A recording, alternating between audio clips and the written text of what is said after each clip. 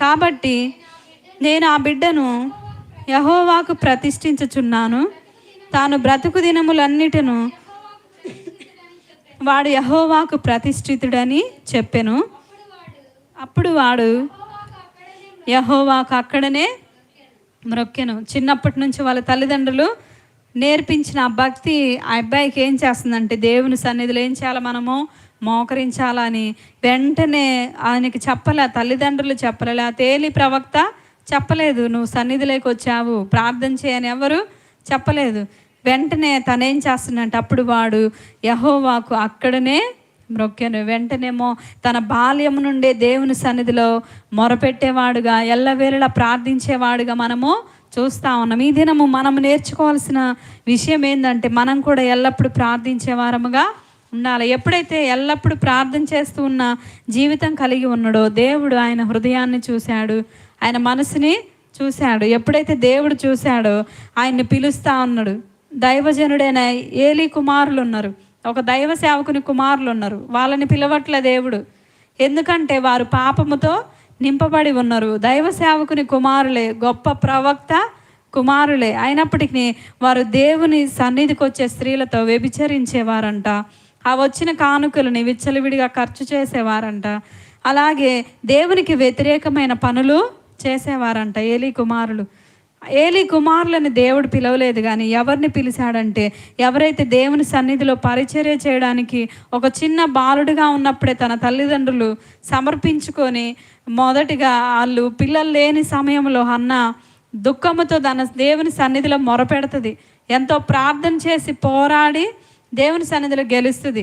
ఆమె ఒక మగబిడ్డ పుడితే నీ సన్నిధిలో అప్పజవుతా అని చెప్పినప్పుడు ఆమె ప్రణాళిక చొప్పునే దేవుడు ఆమెకి దయచేశాడు. అంతేకాదు ఆ బిడ్డ కూడా ఏం చేస్తుందంటే, ఆయన సన్నిధిలో మోకరించేవాడుగా మనం చూస్తున్నాము. ఆమె ప్రార్థన ద్వారా ఆ బిడ్డని కన్నది. ఆ బిడ్డను కూడా ఎలా పెంచిందంటే, తను దేవుని సన్నిధిలోకి తీసుకువెళ్ళినమ్మటి వాళ్ళ అమ్మ చెప్పట్లేదు, వెంటనే వాడే మోకరిస్తూ ఉన్నాడు. అలా ఉన్నారు పిల్లలు. మన పిల్లల్ని కూడా మనం అలా పెంచాలని దేవుని వాక్యం మనకి సెలవిస్తూ ఉంది. అయితే తను ఏం చేస్తుందంటే, పడుకున్నప్పుడు దేవుడు ఆ బిడ్డను పిలుస్తూ ఉన్నాడు, సమూయేలు సమూయేలు అన్నప్పుడు ఆయన వెంటనే దైవజనుడి దగ్గరికి వెళ్తూ ఉంటాడు. అయ్యా నీవు నన్ను పిలిచావన్నప్పుడు, లేదయ్యా నేను నిన్ను పిలవలే, వెళ్ళి పడుకో అంటే, అలాగే 3 సార్లు దేవుడు పిలుస్తూ ఉంటాడు. 3 సార్లు పిలుస్తాడు. అసలు దేవుడు అన్నిసార్లు పిలవాల్సిన అవసరం దేవునికి ఉందా? మనతో అసలు ఒక్కసారి కూడా పిలవడు, మనల్ని ఒక్కసారి కూడా దర్శించడు. ఎందుకంటే ఇక్కడ ఈ సమూయేలుని ఎందుకు దర్శిస్తున్నాడు అంటే, ఆయన జీవితం ఎలా ఉంది, ఎప్పుడు ప్రార్థించేవాడుగా ఉన్నాడు. ఎల్లప్పుడు ఆ దీపం ఆరిపోనీయకుండా ఎల్లవేళలా ప్రార్థించే సమూయేలుతో దేవుడు మాట్లాడుతుంటే, ఆ చిన్న వయసులో అతనికి అర్థం కాల, ఇది ఏలీ స్వరం కాదే అని ఆయన గుర్తుపట్టలేదు. ఎమ్మటే దైవజగ్రి 3 సార్లు వెళ్తాడు. ఆయన వృద్ధుడు పడుకొని ఉన్నాడు, వెళ్ళి లేపుతా ఉంటే ఆయనకి ఎంత ఓపిక చూడండి, అరసకుండా ఏమి అనకుండా, నేను పిలవలేదు వెళ్ళి పడుకొని 3 సార్లు ప్రేమగానే చెప్తా ఉంటాడు. అయితే మరలా వచ్చినప్పుడు అతను గ్రహిస్తాడు, ఓహో దేవుడు ఇతన్ని పిలుస్తున్నాడని చెప్పి. ఆ తెలియని బాలుడికి ఏం చెప్తుండంటే, నీ వెళ్ళి పడుకో, ఈసారిగా నీకు ఆ పిలుపు మరలా వినపడింది అనుకో, చిత్తము నేనున్నా, నీ దాసుడు ఆలకించుచున్నాడు, ఆజ్ఞ ఇమ్ము అని చెప్పమన్నప్పుడు పడుకొని ఆయన అలా అన్నప్పుడు దేవుడు ఆయనతో మాట్లాడుతూ ఉన్నాడు.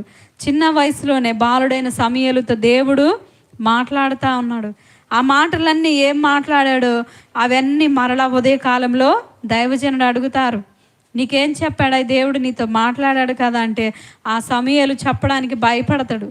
ఎందుకు అలా భయపడుతుండంటే, తన కుమారులని చంపేయబోతున్న దైవజనుడైన కుమారులు దేవునికి అయిష్టంగా ఉన్నారని చెప్పి వాళ్ళని చంపేస్తున్నానని చెప్పి సమూయేలుకు ముందుగానే దేవుడు మాట్లాడతాడు.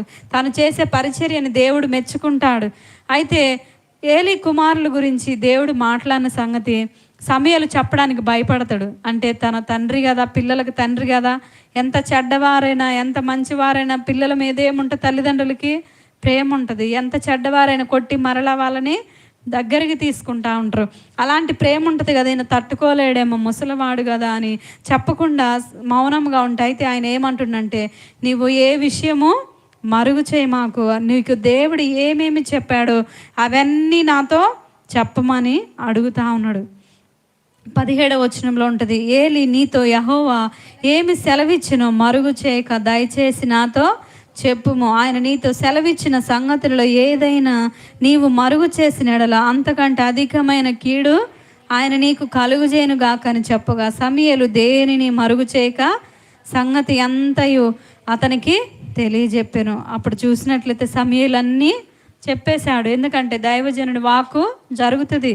పొరపాటున దైవ సేవకులు శపించారనక ఆ శాపం మన మీద వస్తుంది. అందుకే ఆయన భయపడి మొత్తము ఇదిగో నీవు కానీ నాకు ఏమేం మాట్లాడాడో చెప్పకపోయినా అనుకో ఆ కీడు నీకు సంభవిస్తుందన్న వెంటనే ఏది మరుగు చేయకుండా అన్నీ చెప్తా ఉంటాడు. చెప్పినప్పుడు ఇక్కడ చూస్తే సమూయేలు 19వ వచనంలో సమూయేలు పెద్దవాడు కాగా యెహోవా అతనికి తోడై ఉన్నందున అతని మాటలలో ఏదియు తప్పిపోలేదు. అతన్ని దేవుడు ఎంతగా ఆశీర్వదించాడంటే ఒక ప్రవక్తగా ఆశీర్వదించాడు, అంతేకాదు ఒక దీర్ఘదర్శిగా ఆశీర్వదించాడు. రాజులని అభిషేకించే విధముగా దేవుడు సమూయేలుని ఆశీర్వదించాడు. ఎందుకు అంత ఆశీర్వాదం అతను పొందుకున్నాడంటే సమూయేలు ఎలాంటి వాడంటే దేవుని సన్నిధిలో ఎల్లవేళలా ప్రార్థన చేసేవాడు. దేవుని సన్నిధానంలో పరిచర్య చేస్తూ ప్రార్థన చేస్తూ ఉన్నప్పుడు దేవుడు ఏం చేస్తున్నాడంటే సమూయేలుతో మాట్లాడుతున్నాడు. అంత మాత్రమే కాదు, సమూయేలుకు ప్రతిదీ మరుగు చేయకుండా ఏ విషయమైన దేవుడు ఆయనతో మాట్లాడుతూ ఉన్నాడు. సమూయేలు ఎప్పుడైతే దేవునితో సహవాసం చేస్తున్నాడో తన జీవితం ఒక ప్రత్యేకముగా కనబడుతుంది.